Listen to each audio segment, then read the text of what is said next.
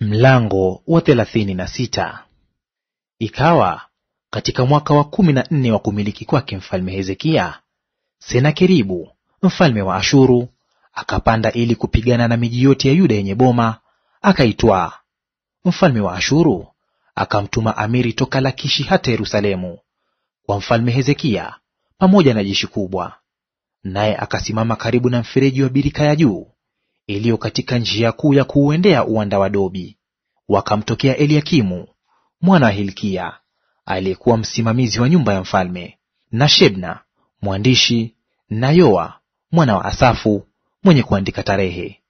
Yule amiri akawaambia, haya, mwambieni Hezekia kwamba mfalme mkuu, mfalme wa Ashuru, asema hivi: ni tumaini gani hili unalolitumainia? Nasema mashauri yako na nguvu zako kwa vita ni maneno yasiyo na maana. Basi unamtumaini nani hata ukaniasi mimi? Tazama, unaitumainia fimbo ya mwanzi huu uliopondeka, yani Misri, ambayo mtu akitegemea juu yake humwingia mkononi na kumchoma. Ndivyo alivyo Farao mfalme wa Misri kwa wote wamtumainio.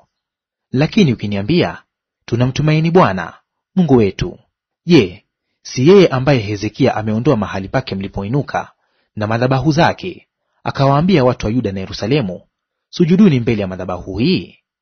Basi sasa tafadhali mpe bwana wangu mfalme wa Ashuru dhamana, nami nitakupa farasi 2,000, ikiwa wewe kwa upande wako waweza kupandisha watu juu yao.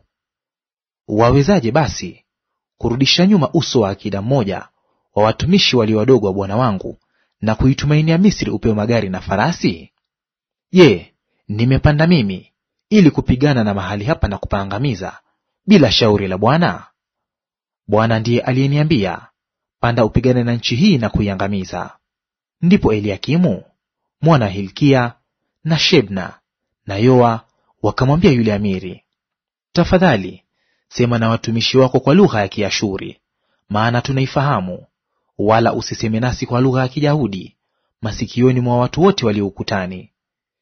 Lakini yule amiri akawaambia, je, bwana wangu amenituma kwa bwana wako na kwako wewe niseme maneno haya?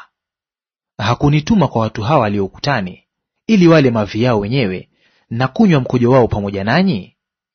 Kisha yule amiri akasimama akalia kwa sauti kuu kwa lugha ya Kiyahudi akisema, lisikieni neno la mfalme mkuu, mfalme wa Ashuru.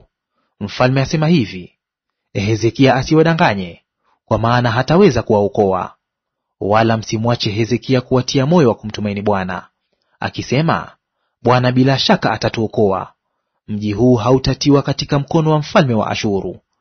Msimsikilize Hezekia, maana mfalme wa Ashuru asema hivi, fanyeni suluhu na mimi, mkatoke mnijie, mkale kila mtu matunda ya mzabibu wake na matunda ya mtini wake, mkanywe kila mmoja maji ya birika yake mwenyewe, hata nije niwachukue mpaka nchi iliyo kama nchi yenu wenyewe, nchi ya nafaka na divai, nchi ya mkate na mashamba ya mizabibu. Jihadharini asije Hezekia akawadanganya akisema, Bwana atatuokoa. Je, yuko Mungu mmoja wa mataifa aliyewaokoa watu wake na mkono wa mfalme wa Ashuru? Wako wapi miungu ya Hamathi na Arpadi? Wako wapi miungu ya Sefarvaimu? Je, wameiokoa Samaria na mkono wangu? Katika miungu yote ya nchi hizi ni nani waliookoa nchi yao na mkono wangu, hata Bwana auokoe Yerusalemu na mkono wangu? Lakini watu wakanyamaza kimya, wala hawakumjibu hata neno moja, maana ilikuwa amri ya mfalme kwamba msimjibu neno. Ndipo Eliakimu mwana wa Hilkia aliyekuwa msimamizi wa nyumba ya mfalme, na Shebna mwandishi, na Yoa mwana wa Asafu mwenye kuandika tarehe, wakaenda kwa Hezekia na nguo zao zimeraruliwa, wakamwambia Hezekia maneno ya yule amiri.